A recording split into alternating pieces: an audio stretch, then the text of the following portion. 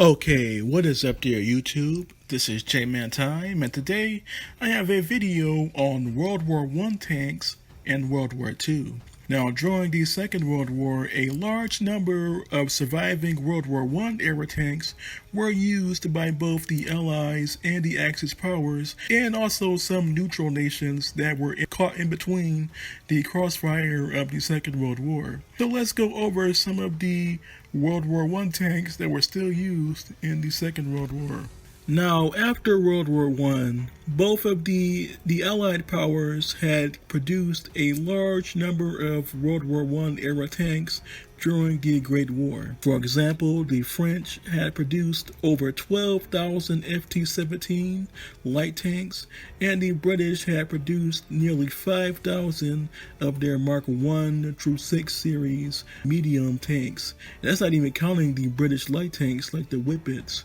So many of these tanks were still left over from the First World War. Now fast forward to September 1939, World War II would break out, and many European nations, including some Oriental nations, would not have enough modern vehicles, or in some cases any modern vehicles at all, to face the coming blitzkrieg. And as a result, many World War I era tanks were put back into service. So let's go over these tanks. And the first World War I tank, and the most numerous tank from the First World War to be used in the Second World War, was the old French Renault FT-17.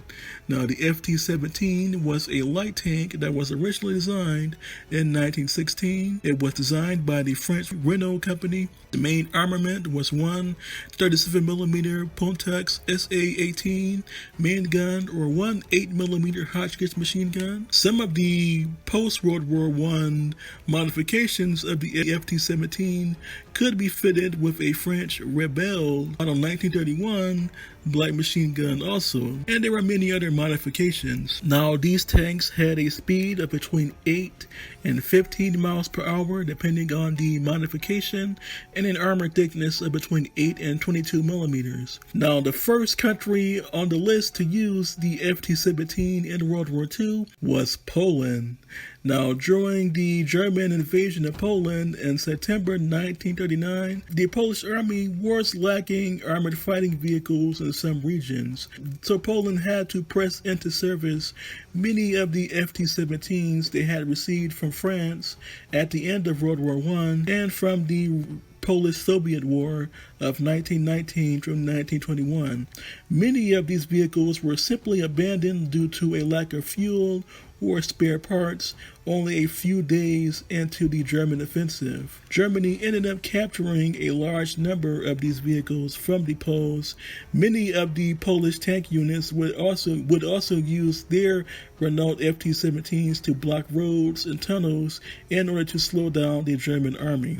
Germany was actually shocked that Poland was still using these old FT-17 tanks, but the Poles really didn't have a choice, and they mostly relied largely on armored and unarmored vehicles, armored and unarmored cars and trucks as their main motorized vehicles. Now, they did have tanks like the 7TP and the 9TP, which were medium light tanks that were used by the Polish army, and they also had some of the TKM and TK3 series of tankettes, but these simply weren't enough, so the Polish army had to rely on some of the old FT-17s, not as much as many other nations on the list. In total, during the German invasion of Poland in September 1939, the Polish army would use a total of 120 Renault FT-17s in various positions throughout the campaign. But a vast majority of these were captured by the Germans intact and were later used by German occupation forces post-September 1939. The next usage of the FT-17 actually comes from the Netherlands.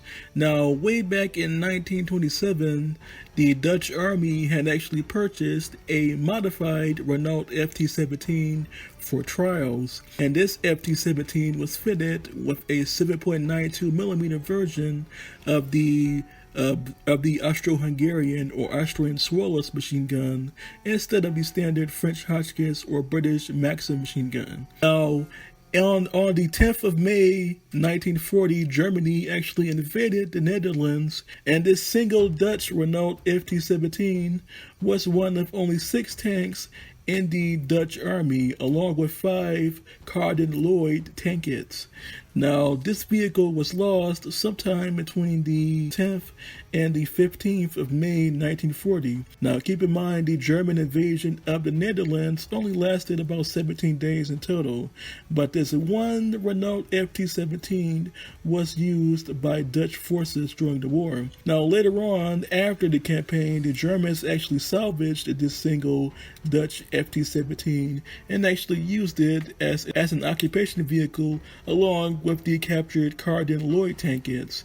And that pretty much ends the history of this one unique Dutch modification of the French Renault FT-17. The next country to use the FT-17 in World War II was France itself. Now, during World War II, the French still had 1,700 plus Renault FT-17s in various states, whether they were being used by the French Army or were in storage. The frontline battalions in the French Army had at least 36 FT-17s apiece per battalion. The French military, even French colonial troops, were still using the Renault FT-17. They had about 50 FT-17s in the French Levant. Now, when Germany invaded France in May 1940, the French army originally sent only 504 of these 1,700 Renault FT-17s to the front line, but eventually the whole bulk of FT-17s were pressed into service by the French military. Now, this actually surprised the Germans, as the Germans did not know that the French still had all of these FT-17s. But these FT-17s proved to be very useless against most modern German tanks, and even some of the more modern German weapons and anti-tank weapons that were being used by the German forces during the invasion of France. By the end of the campaign in June 1940, the German army had captured over 1,704 Renault FT-17s and would go on to use about 750 of these Renault FT-17s as occupation vehicles in Vichy France, and these vehicles were also used by the Vichy French puppet government up until 1944. France was pretty much the largest user of the Renault FT-17 during the Second World War, and these vehicles actually did manage to hold the line for a short period of time, but their short-barreled 37mm guns, or even the Hotchkiss-armed FT-17s were simply not enough to deal with more modern German tanks like the Panzer II and III, or even the Panzer I. And that basically ends the French use of the Renault FT-17. Now remember, these vehicles were still used by the German army as occupation vehicles. In fact, during the Normandy invasion in 1944, the American and British forces and other Allied units actually encountered some of these tanks along the Normandy coastline. At least about 20 or 30 of these FT-17s were used as fortifications for the German defensive lines at Normandy, or at D-Day, in June 1944. And the Allied armies would continue to encounter these French Renault FT-17s throughout the French and Belgian campaigns in 1944 and 1945. The next usage of the Renault FT-17 during the Second World War would actually come from Estonia and Lithuania. Now, Lithuania and Estonia are two Baltic states that border the Soviet Union and also border other smaller countries. Now, during the years leading up to World War II, these two countries had purchased a small number of Renault FT-17s from France. Estonia had purchased 12 Renault FT-17s, 4 with 37mm guns and 8 with machine guns, and Lithuania had also purchased 12 FT-17s fitted with the modified version of the British Maxim machine gun in 1923, and Estonia purchased its vehicles in 1924. Now fast forward to the year 1940.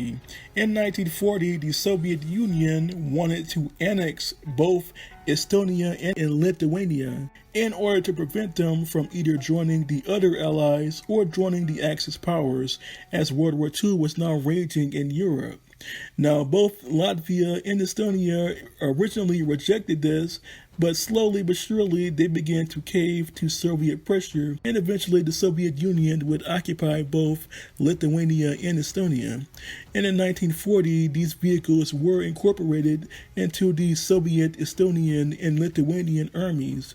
Now fast forward to 1941, Germany would invade the Soviet Union and Soviet-occupied territories, and these 24 Renault FT-17s that were captured by the Soviets during the annexation were now being used by Soviet and Lithuanian and Estonian troops in the region during the German invasion. Later on, German troops would confiscate these vehicles and also use them as occupation vehicles in both occupied in Lithuania and Estonia, and they would continue to be used up until 1944, where they were either abandoned, broken down, or were destroyed during the Soviet invasion of both in Lithuania and Estonia. And that basically ends the service history of the Renault FT-17 in both the states of Estonia and Lithuania. Next country to use the Renault FT-17 was the Kingdom of Yugoslavia. Now, on the 6th of April 1941, Germany, Italy, and Hungary actually invaded Kingdom of Yugoslavia. Now, Yugoslavia, before World War II, Yugoslavia had actually purchased about 60 Renault FT-17s in the years leading up to the Second World War. Now, when Germany and the other Axis powers invaded Yugoslavia on the 6th of April 1941, the Yugoslav army still had 56 of those FT-17s still in service, and these vehicles were used by the Royal Yugoslav Army in an attempt to slow down the Axis invasion. But ultimately this failed, as on the 18th of April 1941, the Kingdom of Yugoslavia would surrender to the Axis powers, and the FT-17s that were in Yugoslav service were either destroyed or captured by the German, Italian, or Hungarian forces, and these vehicles were later pressed into service with the German occupation forces, including the independent state of Croatia, from 1941 until Yugoslavia was eventually recaptured by Yugoslav partisans between 1944 and 1945. During the occupation, Yugoslav partisans, both the communist and non-communist partisans, managed to capture and use some of these FT-17s themselves during the occupation years of 1941 through 1945. So the FT-17 was actually used by both Yugoslavia, German-led occupation forces, and the anti-German partisan forces based in Yugoslavia. The next country to use the Renault FT-17 during the Second World War was the Kingdom of Romania. Now, when World War II began in 1939, Romania actually remained neutral, but by 1941, Romania had switched to the Axis powers, and before World War II, Romania had actually purchased about 76 Renault FT-17s in the 1920s and 30s. By the time World War II came around, at least 50 to 70 of these vehicles were still operational, and they were being used by the Romanian army during the early stages of the war on the Eastern Front and as basic security vehicles within Romania. Eventually, Romania would switch sides in 1944, and these vehicles were later used by the Soviet forces, but the Soviet Union didn't need any of these old Renault FT-17s, and all of the Renault FT-17s were decommissioned and replaced with more modern Soviet tanks like the T-34, or light tanks like the T-60, or even older model tanks like the T-26 or the BT-5 series of fast light tanks. And that basically ends the history of the FT-17 service in Romania during the Second World War. The last European country to use the FT-17 during the Second World War was Germany itself. Now, during the Polish campaign, the Dutch campaign, the French campaign, and even the Norwegian campaign, and also the Greece and Yugoslavia campaign, the Germans had captured a large number of Renault FT-17s from the Allied forces and from countries that were neutral but annexed by Germany during the early years of the Blitzkrieg. In total, the Germans had captured over 1,900 Renault FT-17s from various countries, 1,704 from France. The Germans also captured a few Renault FT-17s from occupied Norway, although the Norwegians themselves didn't actually use their FT-17s, as the Norwegian FT-17s were actually in storage during the German invasion. The Germans also captured a single Renault FT-17s from the Netherlands.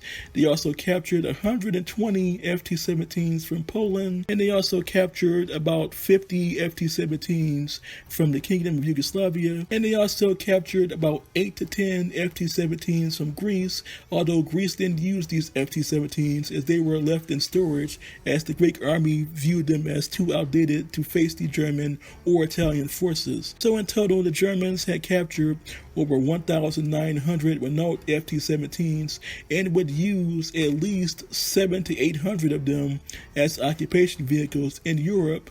Many of these FT-17s also served in the German army on the Eastern Front. There are plenty of photos of German ground forces using Renault FT-17s from various countries as infantry support vehicles, since they were so small and hard to hit with larger anti-tank guns. The Germans also used the Renault FT-17 during the Normandy campaign in 1944 and towards the very end of the war in late 1944 and 1945. There are hundreds of photos of Renault FT-17s in German service from 1939 all the way up until the last few months of the war.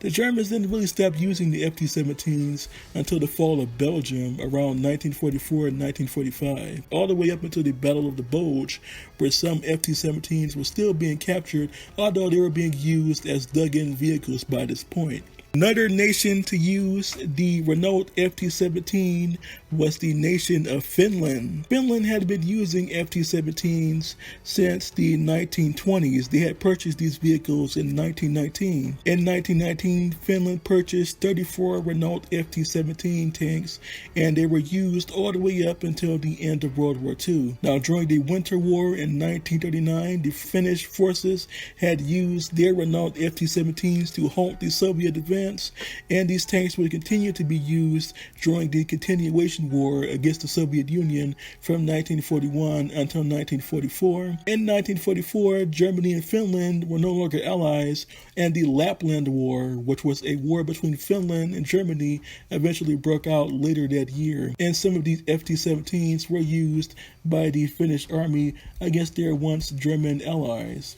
And that was basically it. After 1944, the Finnish army decommissioned all of their FT-17s and would go on to use a mixture of captured Soviet and German vehicles from the Second World War onward. The Finnish FT-17s actually still used as training vehicles all the way up into the 1950s before they were completely decommissioned.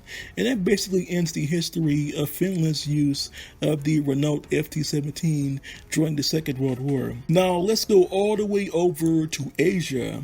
Now, during the Second World War, both Japan and China and French Indochina also used the Renault FT-17. So first, let's go over the Japanese use. Japan had purchased 13 Renault FT-17s, which were given the nickname KO, or Renault KO. And these were basically Renault FT-17s that were modified to use Japanese weapons, like the Japanese Type 14 light machine gun, or the Japanese 37mm gun. These FT-17s were used by Japan during the Japanese invasion of Manchuria in 1931-1932. Later on, during the Second Sino-Japanese War which began in 1937, these 13 FT-17s were reused again by the Japanese Army for the Japanese invasion of China, and they would stay in Japanese use for pretty much the duration of the war. These vehicles were either lost or destroyed sometime between 1943 and 1945, and that basically ends the Japanese use of the Renault FT-17. Japanese would go on to capture more FT-17s from China and from French Indochina, but Japan mostly used just these original 13 tanks in their own armies, as those captured vehicles were used by the pro-Japanese collaboration armies in China and Indochina. The next country to use the Renault FT-17 was the Republic of China. Now, China had originally purchased 20 FT-17s after World War I, and these were later dispersed amongst the different warlord factions during the warlord years of the 1920s and 30s. Later on, some of these warlords would purchase more FT-17s between the 1920s and 30s. By the time the Second Sino-Japanese War began in 1937, there were at least 50 to 60 Renault FT-17s in China amongst the various factions, whether they were being used by the Kuomintang or the Chinese Communist Forces, which became the two dominant factions in the years after the warlord period from the early 1930s until the Japanese invasion in 1937. In 1937, when the Japanese invaded China, they began to encounter small numbers of FT-17s here and there during their rampage through the Chinese countryside.